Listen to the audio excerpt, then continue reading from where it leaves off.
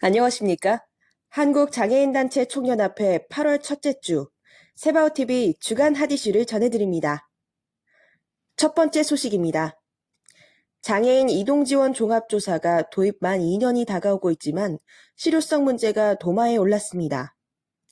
이동지원 서비스 종합조사 신청자 5명 중 1명만 적격 판정을 받은 데다 일부 지자체는 제도 자체를 몰라 시행조차 하지 않는 것으로 드러났습니다. 장애인 활동 지원 서비스에 이어 이동 서비스 종합조사표도 개편이 불가피하다는 지적입니다. 이동 지원 서비스 종합조사는 2019년 7월부터 시행된 장애 등급제 단계적 폐지의 일환으로 장애인에 대한 이동 지원 서비스를 확대하기 위해 관계부처 합동으로 2020년 10월 30일에 도입됐으나 더불어민주당 최희영 의원이 보건복지부로부터 제출받은 자료에 따르면 2020년 11월부터 2022년 5월까지 이동지원 서비스 종합조사를 통해 적격 판정을 받은 비율이 바늘구멍 뚫기 수준인 것으로 드러났다고 1일 밝혔습니다. 8월 11일 더 인디고 기사입니다. 두 번째 소식입니다. 장애인 이동권 보장을 위해 특수 차량 지원을 확대해야 한다는 지적이 제기됐습니다. 28일 장애인 제도 개선 솔루션은 보건복지부 장애인 자립기반과에 장애인 특수 차량과 차량 개조 보조기기에 대해 보조금을 지원할 수 있도록 요청했다고 밝혔습니다.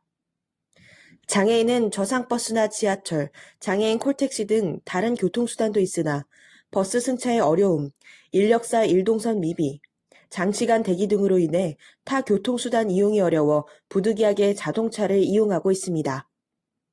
실제로 장애인의 사회활동 참여가 활발해지면서 외출과 운전도 늘어난 것으로 조사됐으며 보건복지부에서 발표한 2020년 장애인 실태조사에 따르면 통근, 통학, 운동, 쇼핑 등 다양한 이유로 거의 매일 외출하는 비율이 45%에 달하는 것으로 집계됐습니다. 7월 28일 웰페어뉴스 기사입니다. 세 번째 소식입니다. 4차 대유행에도 임시 선별검사소 설치에 미적되면서 보건당국이 코로나19 대응에 여전히 헛발질이라는 의견입니다. 당초 대폭 확대를 약속했지만 불과 목표치의 12% 수준으로 미설치 검사소도 운영 중인 것으로 돼 있는 등 안내도 엉터리입니다. 반면 관계당국은 기약 없이 무턱대고 목표 달성만 자신하고 있다며 당장 선별검사소를 찾아 헤매는 시민들만 분통을 터뜨리는 실정입니다. 23일 보건복지부와 질병관리청, 서울시 등에 따르면 이날 기준 전국에 설치된 코로나19 임시선별검사소는 서울 5곳, 지방 4곳 등 모두 9군데 있습니다.